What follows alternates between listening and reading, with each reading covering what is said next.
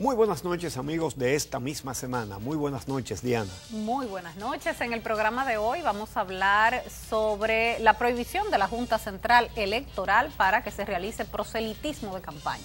Y el desafío. A destiempo, por supuesto. Y el desafío a esa decisión. También la represión a la Marcha Verde en Santiago. Así mismo, y también hablaremos del caso Odebrecht, el escrito de defensa de Víctor Díaz Rúa, los testigos que citará Ángel Rondón y todo lo que tiene que ver con este tema que se ha batido durante esta semana. Y entonces la décima es sobre todo eso también, el pie forzado, la mesa ya está servida. Regresamos de inmediato con este contenido.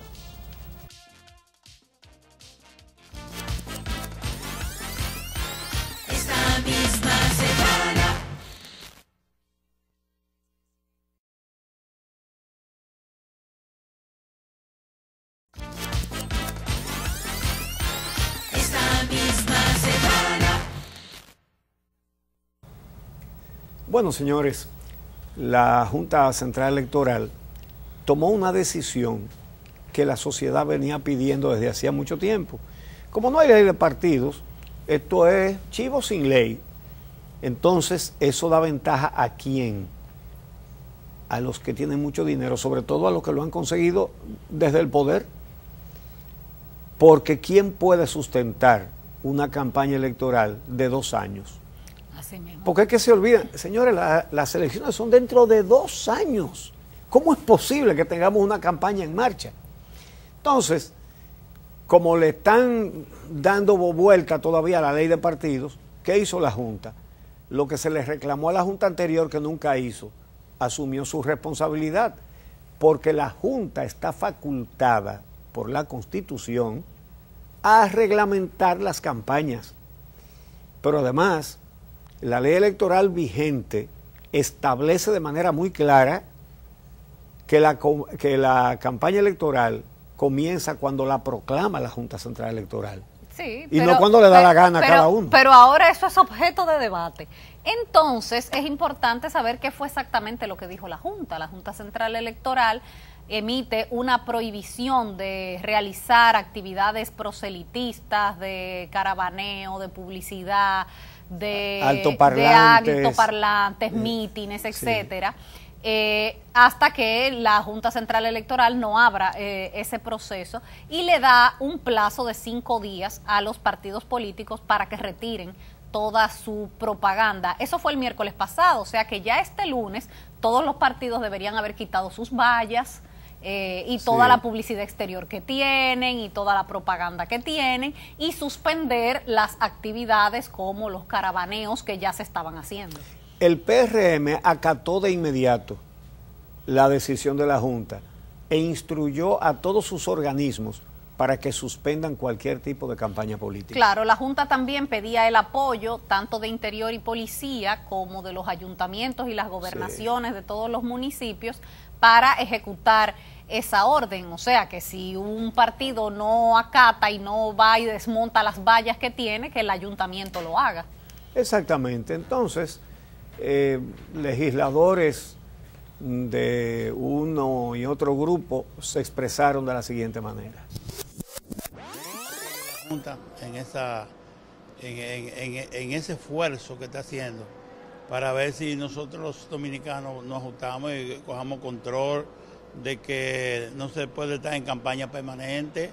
Esa es la facultad que en estos momentos tiene la Junta Central Electoral de reglamentar los tiempos de campaña. Todo lo que implica permitir que haya un libre desempeño de las funciones para las cuales, por ejemplo, fueron electas las autoridades.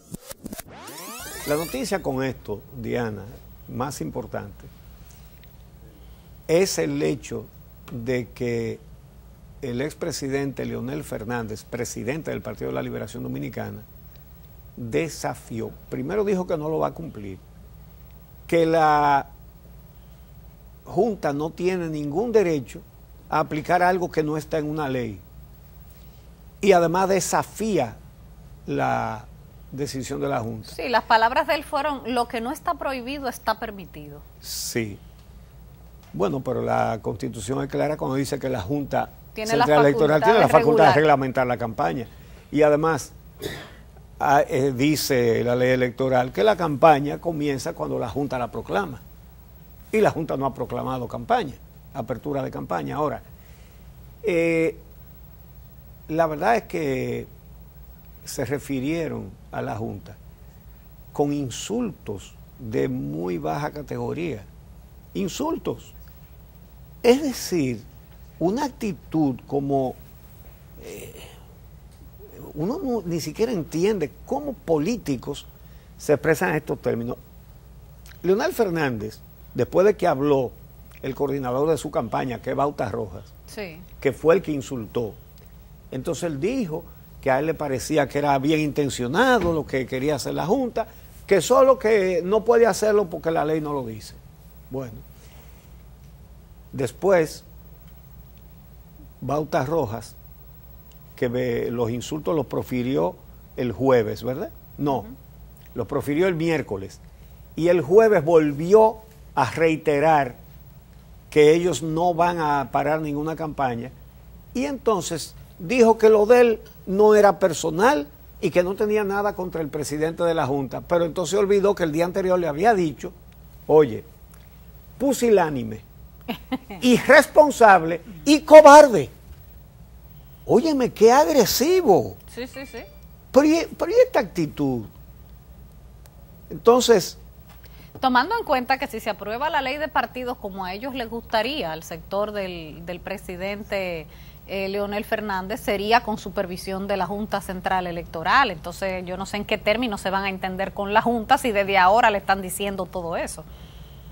Cobarde, óigame, irresponsable, pusilánime al presidente de la Junta. Pero vamos a ver el significado de estas cosas, a ver si de verdad eso le cabe a la Junta. Porque lo que ellos dicen es que él está actuando por orden de Danilo. Es una irresponsabilidad decir eso, además de una falacia. Pero fíjense, lo que le está diciendo que es pusilánime, porque supuestamente es una orden que él está cumpliendo, lo cual es falso. Pero, ¿quién ha sido pusilánime? Porque quieren contraponerlo a Roberto Rodríguez, que era un dictador ahí. Sí, pero que nunca hizo lo que ha hecho la Junta. Exacto. Ahora, que es reglamentar, porque señores, faltan 2 años entonces, para las elecciones, faltan 2 años y ya este país está en campaña abierta. Pero vamos entonces a ver. Lo que la sociedad tiene años pidiéndole a la Junta, que es precisamente que controle esto, pero vamos entonces a ver. Ahora es una irresponsabilidad hacerlo. Vamos a ver, pusilánime con quién, ¿verdad? Según ellos, Julio César Castaño pusilánime, lo que están queriendo decir es que frente a Danilo Medina. Ahora, el anterior, que lo pusieron ellos y que era un hombre de ellos, ¿verdad? Fue pusilánime ante la ley. Justamente, esta Junta está haciendo lo que no hizo la anterior, que es cumpliendo el mandato de la ley. Porque no podemos seguir como chivos sin ley, que es lo que se quiere, lo que quiere ese grupo. Entonces, el que fue responsable fue el de ahora, o los de ahora. Claro. Esos están actuando con responsabilidad al tomar esa decisión. Que de hecho han advertido, porque en el escrito de Leonel Fernández dice que esta resolución que ha tomado la Junta ahora pudiera ser objeto de la ley de partidos si lo incluyen y que de esa manera sí sería legal.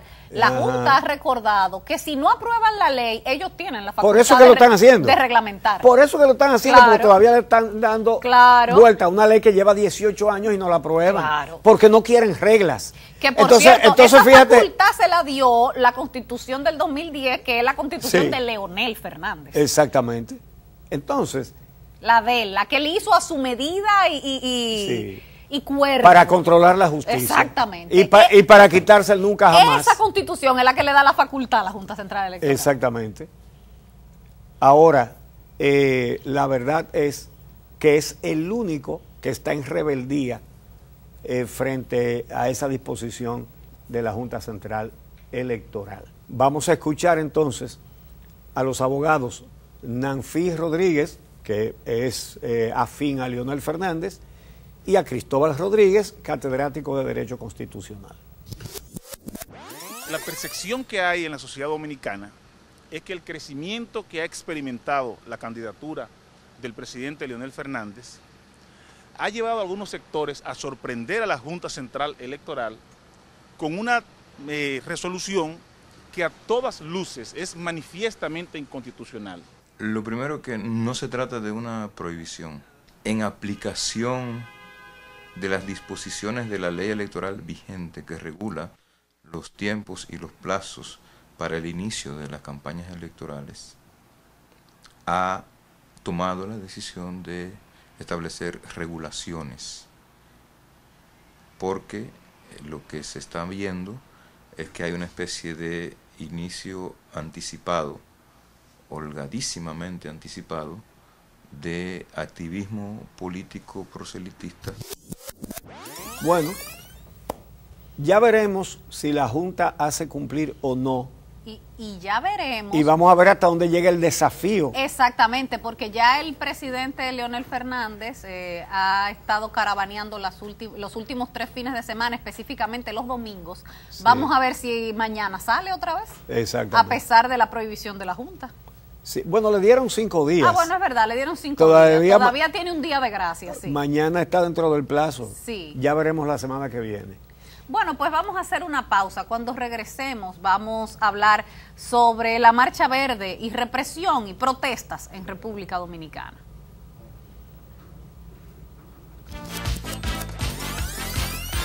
Esta misma semana.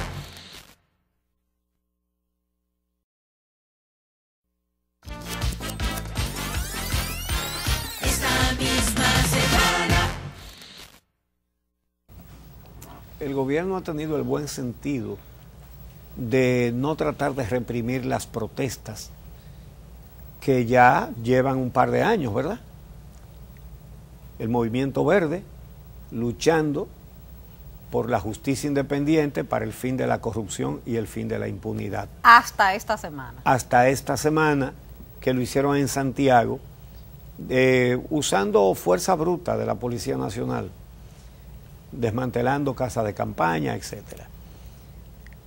Bueno, es la primera vez que hay una reacción de este tipo.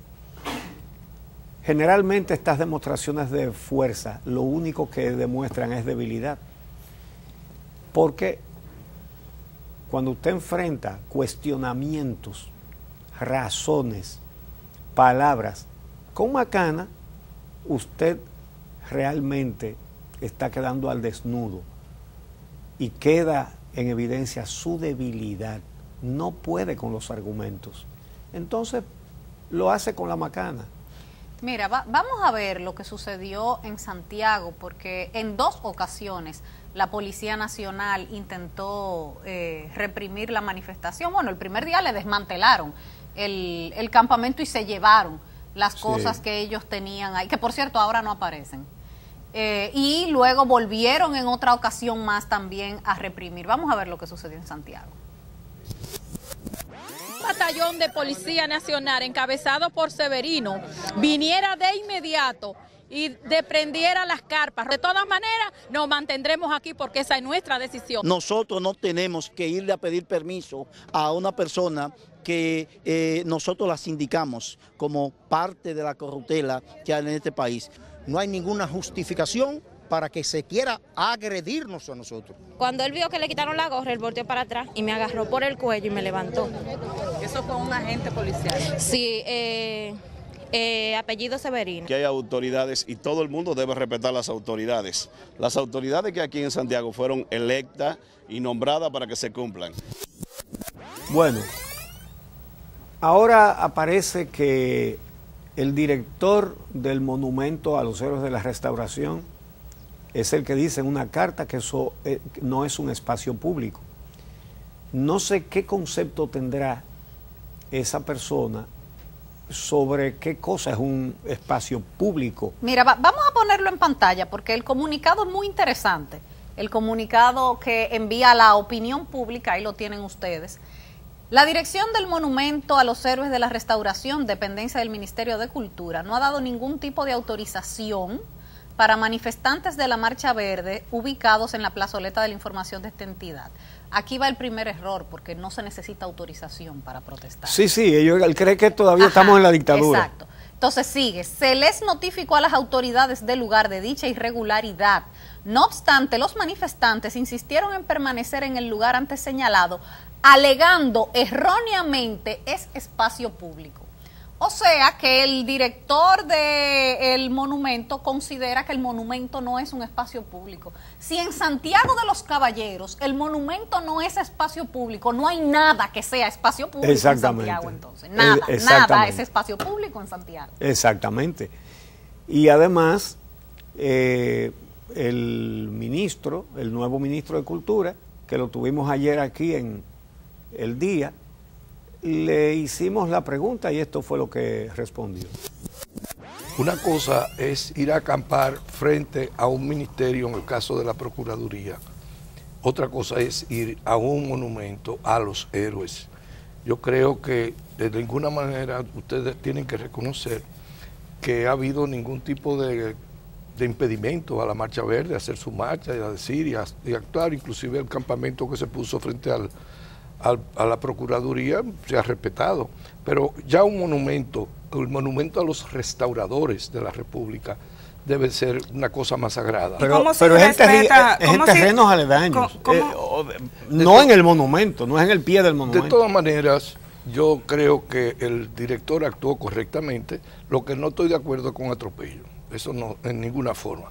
Fíjese, dice la gente, pero yo digo, la gente no puede decirse como todas las opiniones. Solo pudo haber reclamado el grupo que fue a instalar el campamento. Sí. Pero en Santiago había indignación, porque me llamaron esta mañana también para informarme que estaban respaldando al director del monumento, porque ese es un sitio que debe respetarse. Que puede reclamarse el fin de la impunidad y se puede ir a acercar y de todo y hablar desde ahí. Lo que no es posible, ese es mi punto de vista, instalaron un campamento que obstruye inclusive, yo no sé si fue en la calle o si fue en el área de la plaza. En el área, pero no en la calle. Pero no es correcto. ¿Cuál es el objetivo de los monumentos? Homenajear a los héroes de la patria. Y yo creo que esos son sitios sagrados. Defiendo es el aspecto del director, o mejor dicho, la decisión del director de reclamar que no sea dentro de el espacio del monumento a los restauradores que se instale un campamento, pero hablar y decir eso no es problema, todo el mundo tiene derecho de manifestarse.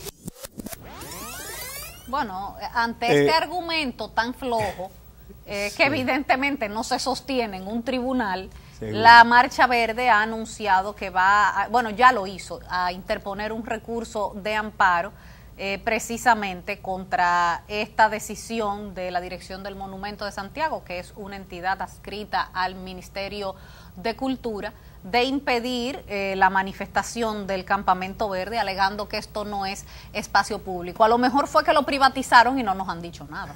Bueno, es posible que sea eso, que se lo vendieran a alguien y el pueblo de Santiago no se ha enterado. Porque el CEA le ha vendido no.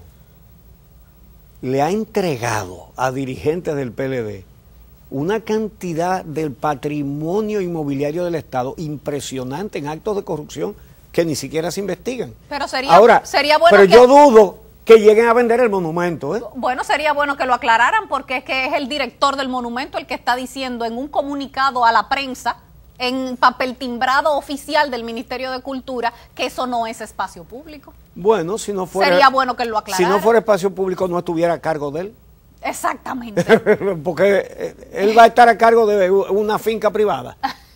Entonces, miren, el ministro Eduardo Selman, que dijo que se había enterado tan pronto llegó ahí, pero que no estaba muy al tanto, ¿verdad? Pero dice que considera la medida correcta, como ustedes lo vieron. Entonces dice, porque que ese es el monumento a la restauración. Sí, pero no es en el monumento, el campamento, es en terrenos aledaños. Exactamente, no es adentro de la estructura. Ni arriba del ángel. Que dicho sea de paso, casi nunca está abierta al público. Ni arriba del ángel tampoco es. Ahora, le expresé que me parece entonces un lugar muy adecuado para hacer la protesta, porque el monumento a los héroes de la restauración, porque aquí se necesita restaurar la República Dominicana. Pero es que ese es un argumento muy flojo, porque es que históricamente el monumento ha sido el lugar de las protestas de Santiago. Ahí es donde se protesta en Santiago, es el monumento. Es el lugar más público que hay en Santiago. Exactamente. Y si un grupo quiere irse a tocar guitarra, se va para allá. Y no solo protestas, eventos, conciertos, caravana de las Águilas cuando ganan, caravana de los partidos políticos. Sí, exactamente. Porque es el lugar más público de Santiago. Vamos a ver el anuncio de la Marcha Verde sobre este recurso de amparo. Es que se ampare el derecho constitucional a la protesta y que se nos permita pernoctar en este espacio público con las condiciones requeridas para la actividad que desarrollamos. Se llevaron todas las pertenencias del campamento de la Resistencia, planta eléctrica, nevera, greca, café, hasta todo lo que las personas de la población nos habían traído en solidaridad con el mismo. Que vamos a continuar y aquí hoy de nuevo se abre a las 5 de la tarde el campamento de la Resistencia y se abre con más fuerza. Bueno, qué buena respuesta, un recurso de amparo, porque si lo que se busca es que la gente cambie el carácter pacífico y que comience a violentarse respondiendo a estas provocaciones, pues no hay por qué darle ese gusto, sobre todo porque se ha demostrado que a lo que más le teme el gobierno es a la protesta pacífica. Que por cierto, hay jurisprudencia. Que se hace a base de razones. Hay jurisprudencia, hay una sentencia del Tribunal Constitucional. Sí. Ustedes recuerdan aquellas manifestaciones que hubo de las cadenas humanas alrededor de la OISOE después de que el arquitecto se suicidó dentro de esa institución y que se destapó la olla de corrupción que había ahí dentro, que hubo represión, hubo un día que la policía se metió y sacó a todo el que estaba ahí en la cadena humana a golpe, literalmente, y a bombazo. Bueno, pues hubo un recurso de amparo que se elevó contra esa acción de la policía que le dio la razón a los manifestantes.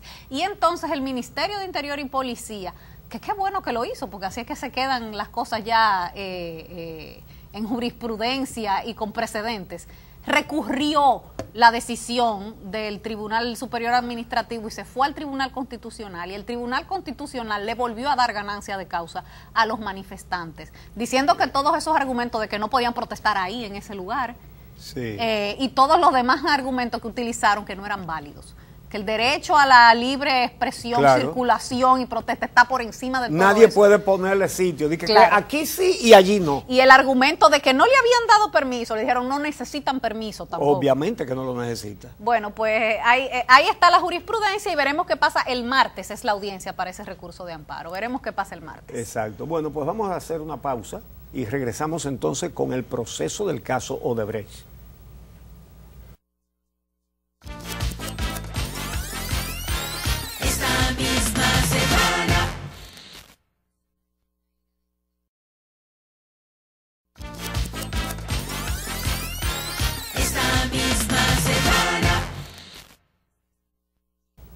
Bueno, estamos a las puertas del juicio preliminar por el caso Odebrecht y ya comienzan los abogados de los acusados a sacar una carta de debajo de la manga, que es la carta del chantaje. Fíjense que cuando Temístocles Montaz fue llevado a la prisión, Temístocles dijo: Ángel Rondón me entregó el dinero de la campaña del partido para las campañas del 2012, del 2008, del 2012 y del 2016. Y hasta ahí llegó su prisión, para su casa huyendo, y además eso no le interesó al Ministerio Público. No, y salió del expediente. Salió del expediente. Y financiamiento de campaña por una empresa extranjera que vino aquí a robar en confabulación y connivencia y complicidad de funcionarios del gobierno y de legisladores de diferentes partidos. Sí. Nada de investigar eso. Pero son cosas para ablandar, ¿verdad? Entonces ahora el abogado de Ángel, uno de los abogados de Ángel Rondón, dice que él va a citar más de 100 testigos, más de 100, casi todos funcionarios.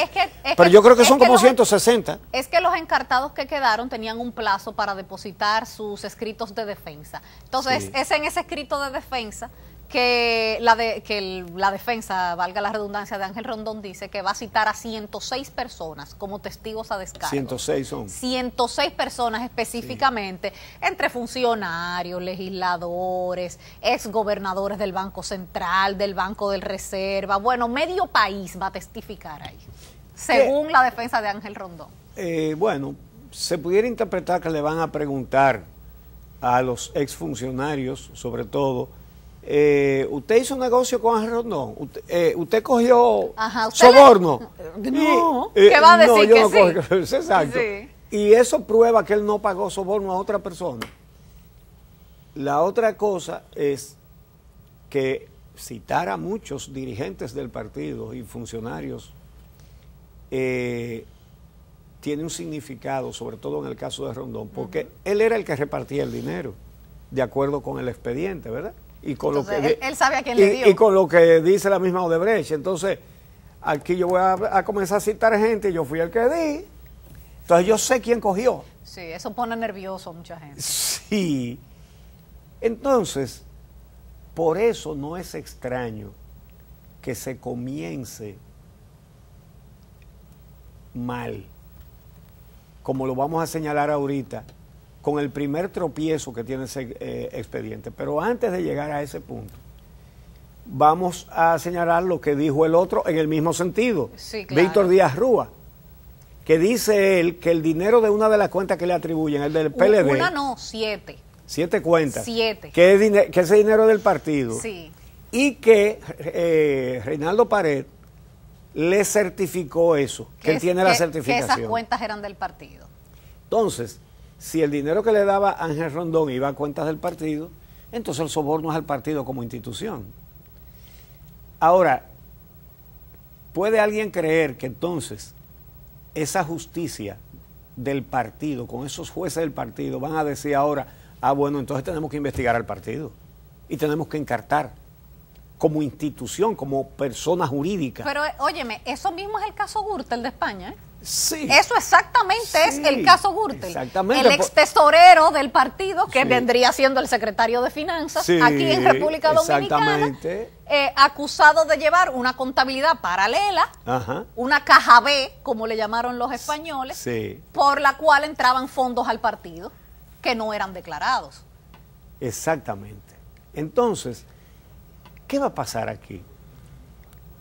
Bueno, sencillamente eso son presiones que están haciendo esos imputados que ablandan a gente que toma decisiones aquí. Por eso, bueno, de por sí, Dominicano por el Cambio, depositó un documento en la Junta Central Electoral solicitándole formalmente que investigue el financiamiento de campaña por empresas extranjeras al Partido de la Liberación Dominicana a esas 3 elecciones, la del 2008, la del 2012 y la del 2016. Pero esta es una petición que hace más de un año ya le hizo también un grupo de organizaciones de la sociedad civil, entre las que estaban el Centro Juan 23 y Participación Ciudadana, Santiago Somos Todos y un grupo más de organizaciones que la Procuraduría nunca le dio curso. Nunca le dio curso a eso. No, de hecho, ni siquiera les respondió. Ni siquiera eso. Exactamente. Bueno, entonces, no es nada sorprendente que las cosas hayan comenzado mal, porque el presidente de la Suprema Corte de Justicia, correligionario, ¿verdad? También nombró para actuar en ese juicio preliminar al juez Francisco Ortega Polanco, que es el mismo que sirvió como juez de instrucción especial del expediente. Es decir, él instruyó el expediente. Y es un principio legal que un juez que tomó decisiones en una fase de un expediente, de un caso, no puede ir a otra fase porque ya ha tomado decisiones respecto a lo que va a juzgar. Sí, en derecho eso se dice que está contaminado, que ya él está contaminado Sí. o ya está prejuiciado. Entonces, obviamente que lo van a recusar. No, ya ellos lo han anunciado. Y lo van a recusar con razón. Ya lo han anunciado. Entonces, eso lo que va es a retrasar el Entonces- proceso. A mí me parece adrede, entonces, para retrasar más la ¿por qué cosa. el presidente de la Suprema Corte, Sí. que es un buen abogado, que no desconoce eso, que lo sabe muy bien, le picha así de ñonguita para que la bate la defensa Ajá, de y los entonces, imputados? y él dio unas declaraciones, él dijo que su conciencia estaba tranquila con la designación de Francisco Ortega. No tiene nada que ver con conciencia, es con derecho, y él lo sabe. Y Y, que- él lo sabe que lo van a recusar. Sí, además dice él que lo nombró porque él tiene la potestad de nombrarlo. Oiga qué explicación. Sí. Bueno, ahí tiene el primer tropiezo, en su mismo Claro, inicio y del aunque juicio. el juez Francisco Ortega ya pautó para el 6 de julio el inicio de ese juicio preliminar, sabemos que no va a empezar el 6 de julio porque lo van a recusar. Obviamente. Ya lo han anunciado todos los abogados de la defensa de los imputados. Bueno, entonces, le tiene la mesa servida para buscarle un bajadero a toda esta gente que hay pruebas, porque el expediente que ha preparado la Procuraduría tiene pruebas. El expediente lo que hace, que es lo peor que tiene ese expediente, son las cosas en las que no se mete. Es decir, no está la sobrevaluación de las obras, no está el financiamiento de empresa extranjera a la campaña, no está Punta Catalina, que es la obra más grande donde hay más dinero. Entonces, esas cosas que no están, y sobre todo que no están, un montón de funcionarios y legisladores, y parecería que los proyectos por los que la Odebrecht pagó soborno para que se lo aprobaran, fueron aprobados por 3 legisladores. Nada más. Sí, más nadie cogió. Todos los otros quedaron fuera. Entonces, esos son las barbaridades que tiene el expediente. Ahora, a lo que imputa ha incluido pruebas. Ahí hay pruebas. Eso es verdad. Ahora, ¿se va a sostener eso? ¿Van a trabajar para que eso se sostenga, esa acusación? La otra pregunta después de esa es, ¿y los dominicanos qué haremos cuando venga uno al lugar, un archivo o una cosa de esas? O un expediente mal presentado para que se caiga, como muy a tiempo lo avisó O para la que- juez Miriam Germán. Sí, o para que al final los condenados sean solo 2 o 3 de ese grupito. Mira, hubo otro tema importante esta semana relacionado también con el tema de corrupción y con el caso Odebrecht, y fue la decisión que tomó el secretario general del PLD, Reinaldo Pared, de suspender tanto a Víctor Díaz Rúa como a Félix Bautista. Vamos a ver un pedacito de esa rueda de prensa, el momento en que Reinaldo explica bajo qué autoridad él suspende a estos 2 miembros del partido de sus cargos administrativos. Reinaldo Pared Pérez hizo realidad dicha solicitud amparado en el artículo 29 de los estatutos del partido. En virtud de la magnitud y gravedad de los hechos que involucran a los indicados compañeros Félix Bautista y Víctor Díaz Rúa, la Secretaría General del Partido de la Liberación Dominicana, amparada en las disposiciones antes citadas, anuncia formalmente la suspensión provisional de ambos compañeros en sus calidades de secretario de Organización y Finanzas, respectivamente, decisión esta que deberá ser confirmada o revocada por el Comité Político en su próxima reunión. En ese mismo orden, Pared Pérez manifestó que la decisión fue tomada apegada a los estatutos de la organización, los cuales deben ser respetados. Los estatutos están por encima de cualquier reglamento o resolución del partido. Los estatutos de un partido son como la Constitución de la República, están por encima de todo. El secretario también informó que en el caso del senador Tommy Galán, enlistado en el caso Odebrecht, y el exdirector de la ONSA, Manuel Rivas, no han tomado una decisión, ya que esas atribuciones las tiene la dirección de los partidos de sus localidades. En el caso de los compañeros Tommy Galán, presidente del PLD en San Cristóbal, y Manuel Rivas, presidente de la circunscripción número 4 de la provincia de Santo Domingo, serán esas instancias partidarias las responsables de evaluar la situación de cada uno.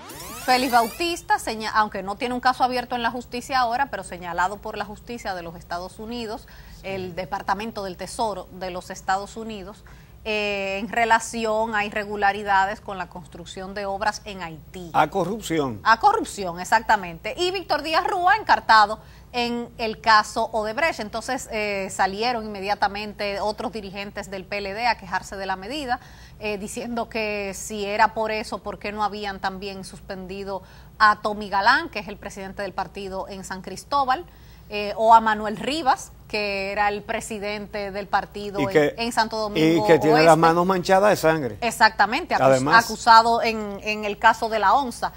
Y entonces la respuesta de Reinaldo Pared fue que él podía hacerlo con Félix Bautista y Víctor Díaz Rúa, porque tanto la Secretaría de Finanzas como la de Organización pertenecen al Secretariado General, que es el que él dirige. Que a los demás entonces tendría que suspenderlo el Comité Central, que no se reúne nunca tampoco. O los comités a los que ellos pertenecen. Exacto. Lo que pasa es que hubo una reacción adversa a esa decisión por parte de la tendencia de Leonel Fernández. Las quejas fue de ahí de donde vinieron. Claro. Y a mí me parece que no se dieron cuenta de que en el fondo le estaban haciendo un favor, porque la permanencia de esas personas ahí, bueno, es verdad que es un descrédito para el partido, pero también es verdad que hay muchos más que también son un descrédito. De todas maneras, exhibir estas dos perlas, que por cierto a la caravana del domingo pasado, ya a esa parece que no asistió Félix Bautista. No, en el domingo pasado no se vio a Félix Bautista. Porque el adorno que él constituía participando junto con Leonel. Yo creo que lo van a recoger. Lo van a recoger por un buen tiempo. Bueno, es que la presencia tanto de Félix Bautista como de Víctor Díaz Rúa en ese grupo, y si hacen presencia física más, ¿eso es toda una propuesta de gobierno? Sí. Eso es toda una propuesta. Sí, sí. Aquí lo que vamos a hacer es esto, lo mismo que hemos hecho. El encargado de campaña, Bautista Rojas Gómez, y entonces los compañeros de caravaneo, Víctor Díaz y Félix Bautista. Oye, me da grima. La verdad que... Da grima. Hay que tener... vamos a decir calzones, ¿verdad? Por eso te digo que para exhibirlo. Creo que de ahora en adelante los van a recoger.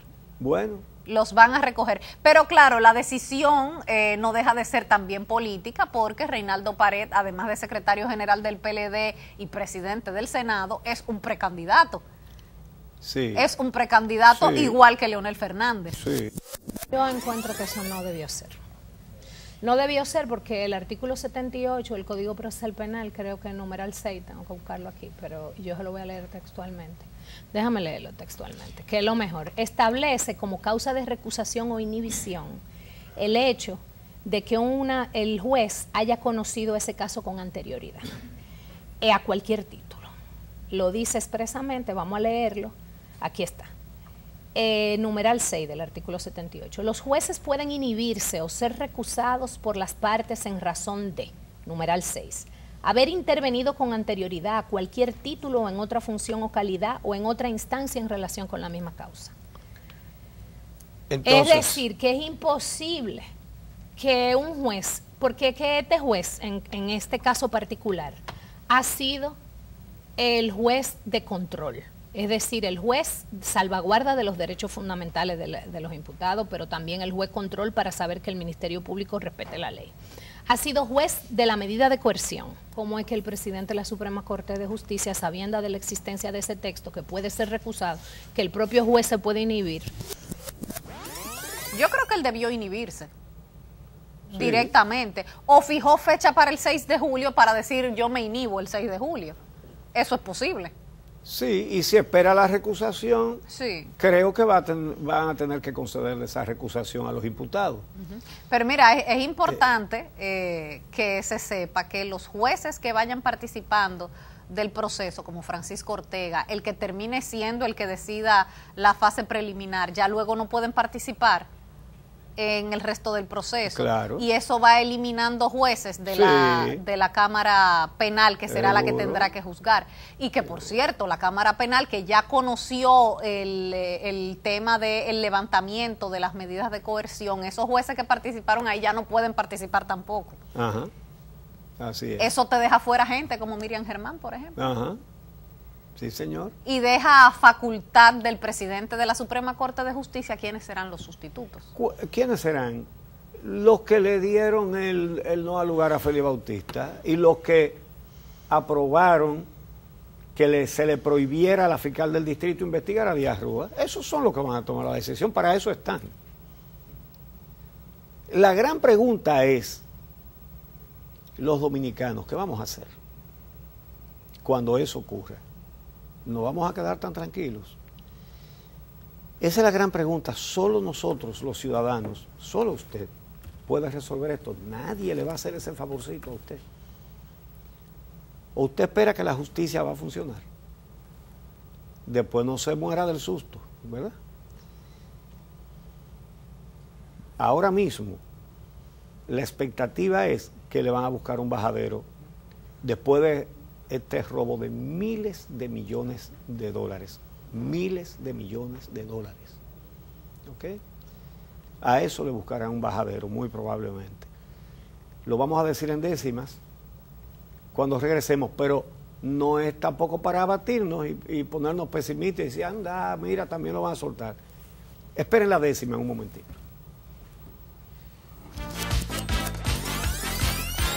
Esta misma semana.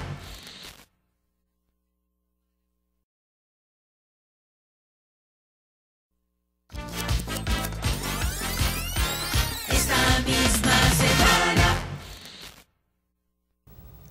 En la cocina del caso Odebrecht se está cocinando el cerdito impunidad y ya la mesa está servida. Entonces, el pie forzado es, está la mesa servida. Dice así, viene de Odebrecht el juicio y aunque todavía no empieza, ya la Suprema tropieza causando el primer perjuicio. El juez que halló más propicio tiene una fase cumplida y ya no habrá quien impida su pronta recusación. Para esa maquinación está la mesa servida.